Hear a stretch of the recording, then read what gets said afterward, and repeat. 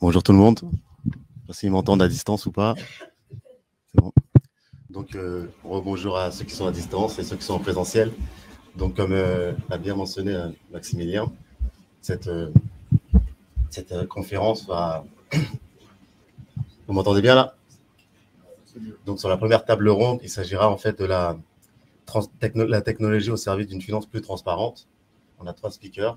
Ici présent, on a Jérémy Lepetit, créateur de Retrib en 2019, désolé, et spécialiste dans les transformations digitales dans les grandes entreprises. Et en distanciel, on a Cédric Cassini, directeur marketing chez Trésor, et Germain Barry, digital banking consultant et partenaire chez Solaris Bank. Donc la première question sera pour Monsieur Cédric Cassini. On va commencer plutôt par Jérémy Lepetit. Donc, la première question sera comment la blockchain, en tant que technologie, permet-elle de proposer des services financiers plus transparents? Peut-être prendre un micro.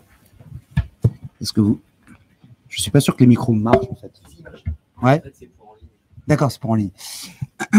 Alors, comment est-ce que la technologie blockchain peut apporter de la transparence? Alors déjà, ce que j'aimerais dire, c'est que la transparence, en tant que telle, c'est pas gage d'éthique.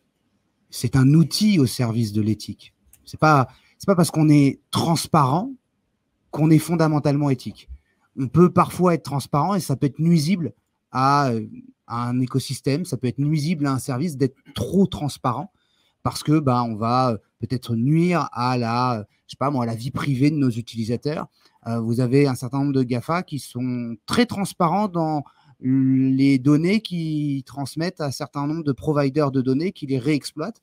Donc, cette transparence commerciale, parfois, elle peut être aussi nuisible. Donc, la transparence en tant que telle, pour moi, elle n'est pas forcément gage d'éthique. L'éthique, c'est avant tout une question d'intention. Et la transparence, c'est donc aussi une question d'intention.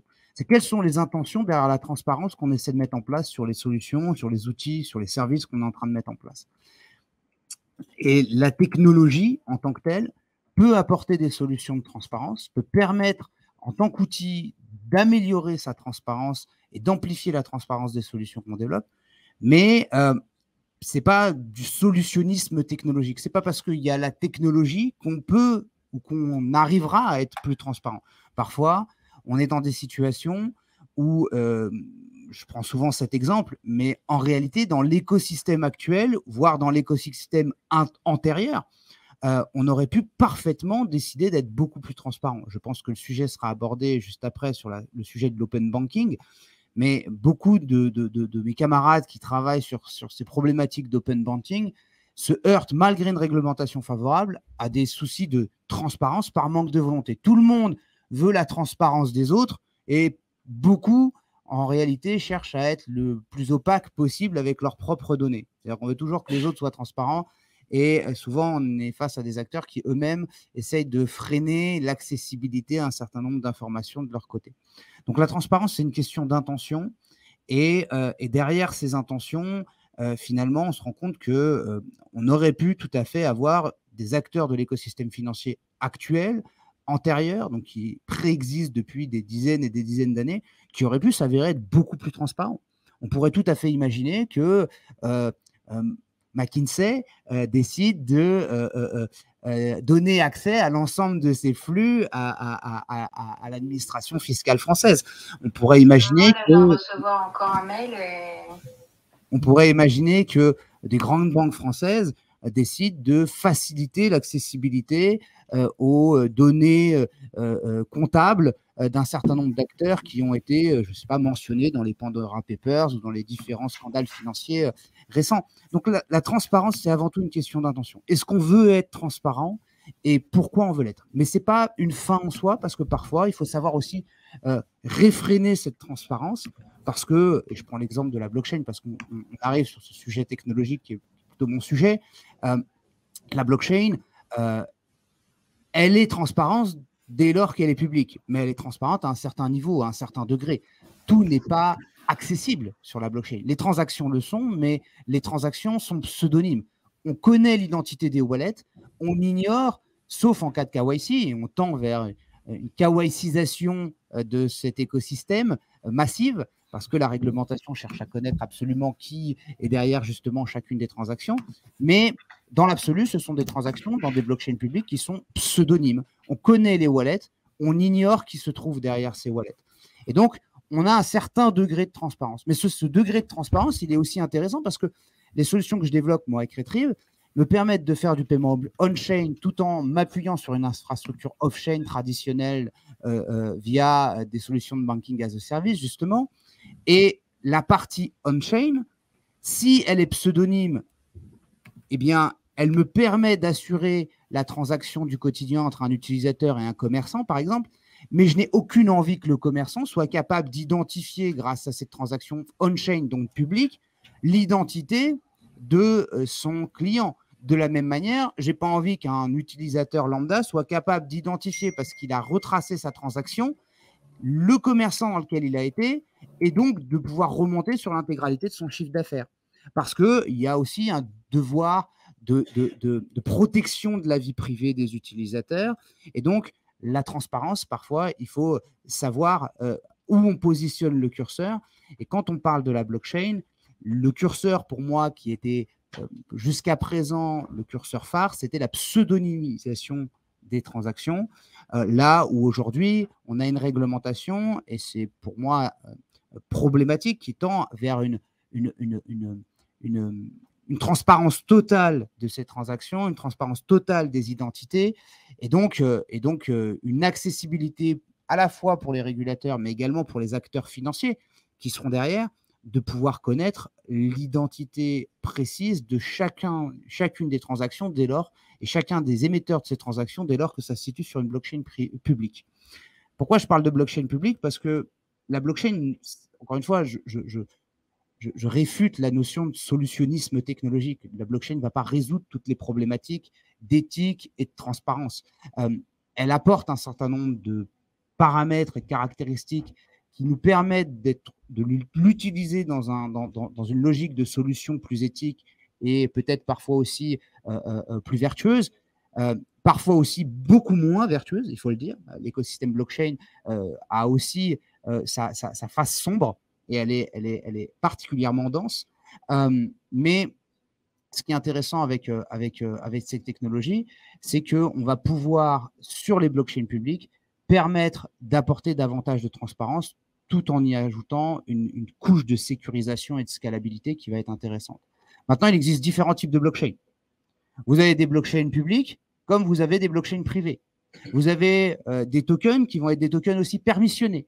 Donc, vous avez des smart contracts qui vont être écrits par des développeurs qui sont eux-mêmes les maîtres d'ouvrage de personnes qui vont commanditer le développement de ces smart contracts, qui vont être les maîtres d'œuvre.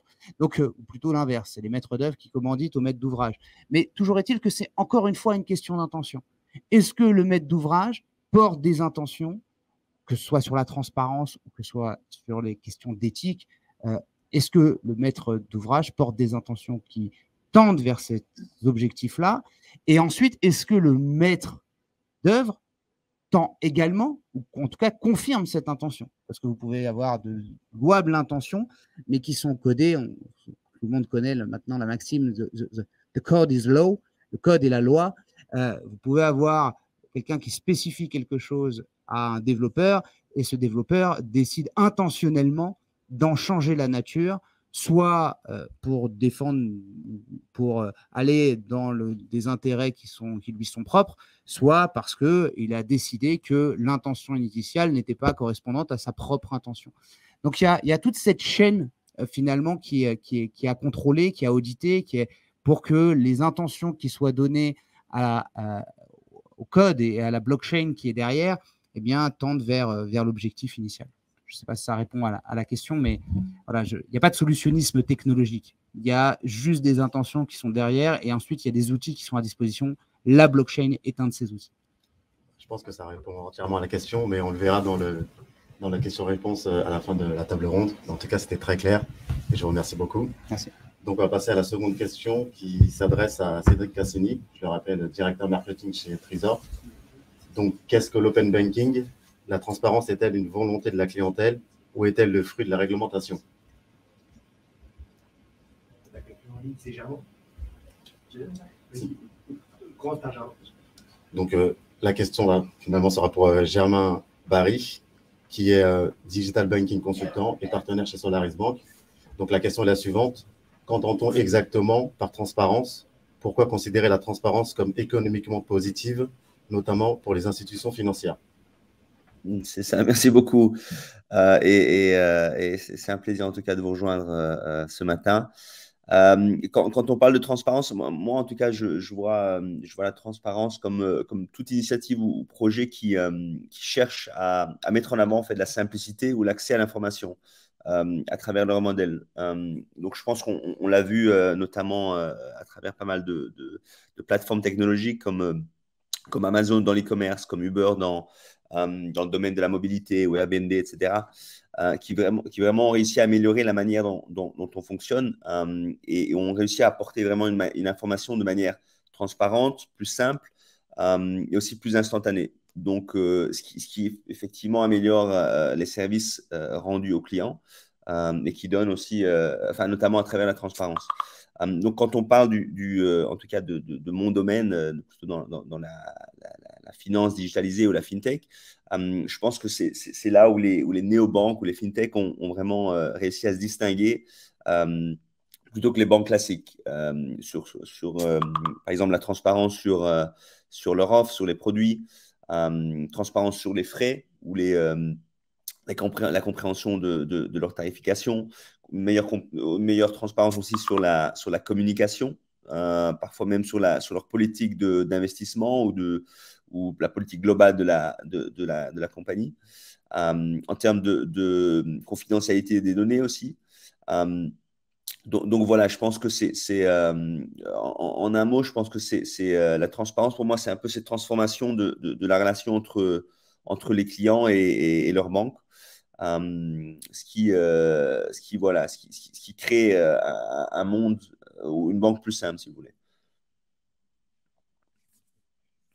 Alors, en termes je pense que la deuxième question, c'était en termes de valeur économique, c'est ça? Oui, je vais répéter, comme ça va vous faciliter. Donc, pourquoi considérer la transparence comme économiquement positive, notamment pour les institutions financières? C'est ça. Comme je l'ai dit, je pense que la transparence a vraiment permis, en tout cas, de mettre à jour certaines informations et valeurs nécessaires pour les clients de la banque ou des fintechs. Ce qui a aussi retiré toute l'opacité en fait, qu'il y avait dans certains modèles traditionnels, notamment avant la crise financière. Et tout ce qui vient avec une opacité, donc une sorte de monopole des acteurs établis, certains comportements parfois illicites ou contraires à l'éthique. Donc, cette transparence vraiment donne accès à plus d'informations, mais met aussi une certaine pression en fait, sur tous les acteurs de l'écosystème en augmentant la compétitivité. Et je pense que ça, éventuellement, ça redonne indirectement ou directement le pouvoir au client, qui lui maintenant est poussé à prendre des meilleures décisions, des décisions plus informées, à choisir les meilleurs partenaires en fonction des valeurs qui lui sont importantes. Donc, je pense que ça crée une sorte de cercle vertueux en fait pour l'écosystème, pour le client, pour les boîtes qui ont des meilleurs, qui sont beaucoup plus transparentes, beaucoup plus aligné avec les valeurs des clients. Donc voilà, je pense qu'encore une fois, en un mot, ça démocratise l'accès, si vous voulez, au monde bancaire et aux services financiers. Et je pense que ça, c'est la vraie valeur économique positive que la transparence peut apporter.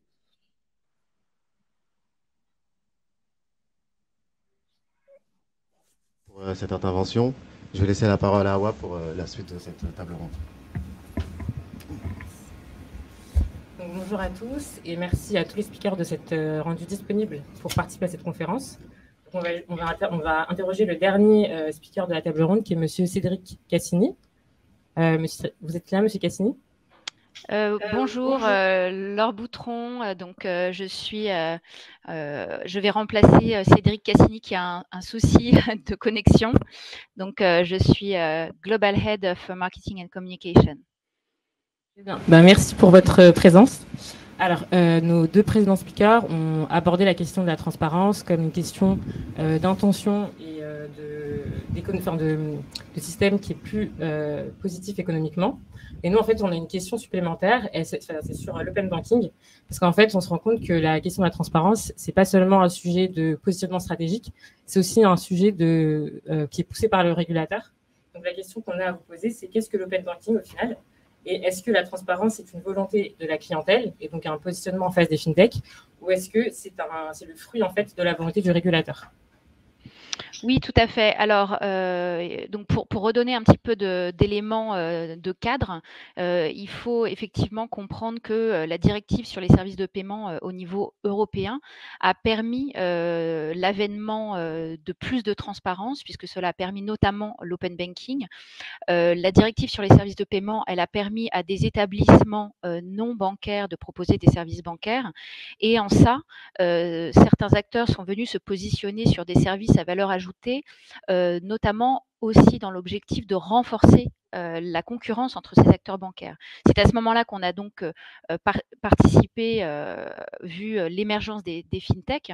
Et d'ailleurs, c'était aussi à ce moment-là que justement s'est créé notamment Trésor, qui venait se positionner comme un acteur proposant des services de back-office, mais aussi de régulation pour ces fintechs, puisque comme vous l'avez mentionné, donc le régulateur initialement donc au niveau européen, mais qui ensuite cette régulation s'est ensuite appliquée dans un certain nombre de marchés. Donc en France, le régulateur pour l'ensemble des services de paiement est l'ACPR, donc l'autorité de contrôle prudentiel, qui vient aujourd'hui réguler l'ensemble des services de paiement. Donc par exemple, un acteur français qui veut devenir une fintech va faire une demande d'agrément auprès de la CPR, ou bien peut aussi bénéficier justement d'un modèle base comme celui de Trésor, qui lui va directement venir porter la responsabilité de ses agents auprès de la CPR. Et ensuite, il y a un système au niveau européen dans la zone SEPA, le Single Euro Payments Area, donc avec un système de passeportage. Donc ça, je dirais que c'est pour reprendre ce point de la réglementation. Maintenant, si effectivement on élargit sur qui effectivement a permis l'avènement de cet open banking qui favorise la transparence, effectivement le régulateur était force de proposition sur cet aspect, mais aujourd'hui on voit bien que à la fois côté tech et également côté consommateur, on va vers une demande de plus en plus forte de transparence. Et quand je dis consommateur, je ne parle pas que du consommateur final, mais je parle bien dans une approche B2C, donc business to consumer, ou B2B, business to business, puisque on retrouve par exemple les services d'agrégation de comptes qui viennent bénéficier à la fois au consommateur final, mais aussi au trésorier d'entreprise par exemple, qui lui aussi a une multiplicité de comptes bancaires et a besoin d'avoir une vision transparente sur l'ensemble de ses comptes, et aussi l'intérêt de l'open banking de pouvoir gagner en instantanéité. Voilà sur les principes clés. Donc aujourd'hui, on est dans une logique vertueuse de cet open banking qui permet, comme je disais, l'avènement de nouveaux services. Et il faut également avoir conscience que l'open banking aujourd'hui s'élargit à d'autres domaines. On parle d'open insurance, par exemple, ou d'open finance, puisque l'idée, c'est d'être le moins... d'avoir le moins de friction dans la relation entre le consommateur et son expérience de paiement ou de finance de manière plus générale. Merci beaucoup pour cette réponse. Du coup, on va clôturer la table ronde 1 par une session de questions-réponses. Dans le public, on va commencer par vous. Est-ce que vous avez des questions à poser à nos speakers sur la thématique qui vient d'être abordée ? Oui. Comment cette digitalisation peut favoriser la finance éthique? C'est pas évident. Alors, la question, c'est comment la digitalisation peut favoriser la finance éthique. C'est comment on fait la jonction entre les deux. Donc, le speaker qui veut prendre la parole. Alors moi, je vais juste prendre la parole pour donner quelques cas d'usage, puisque je pense que c'est toujours là l'intérêt. La technologie, elle vient au service en fait de nouveaux acteurs. Et c'est vrai qu'aujourd'hui, ces nouveaux acteurs, ils ont beaucoup plus facilement la possibilité de proposer leurs services. Donc, la technologie ne vient pas au service directement, par exemple, si on prend le sujet de la finance islamique, ne va pas venir directement forcément servir, mais va venir permettre à de nouveaux acteurs de proposer des fonctionnalités d'information en temps réel qui peuvent à ce moment-là venir agréger les besoins d'une communauté ou d'une autre. Et donc, nous, on a des cas d'usage, effectivement, sur la finance islamique. On a des cas d'usage sur ce qu'on va appeler la finance plus éthique, avec des solutions pour les personnes vulnérables, hein, situations, les personnes plutôt âgées et qui à ce moment-là, commencent à ne plus avoir la possibilité de gérer, par exemple, leurs finances eux-mêmes. On a également un de nos clients qui propose une solution de paiement pour les personnes qui sont atteintes de cécité visuelle. Voilà, donc un ensemble de possibilités. Et je dirais que c'est l'émergence de ces nouvelles technologies qui vient aujourd'hui les aider à accélérer leur time to market. Et donc, ces nouvelles technologies, elles sont agrégées par un certain nombre d'acteurs, effectivement, comme Trésor, qui viennent leur proposer des solutions un peu clés en main, qui vont leur permettre d'arriver plus vite sur le marché, à la fois avec ces problématiques technologiques, mais aussi les problématiques réglementaires qu'on évoquait tout à l'heure. Merci. Est-ce qu'un autre speaker veut prendre la parole sur cette question?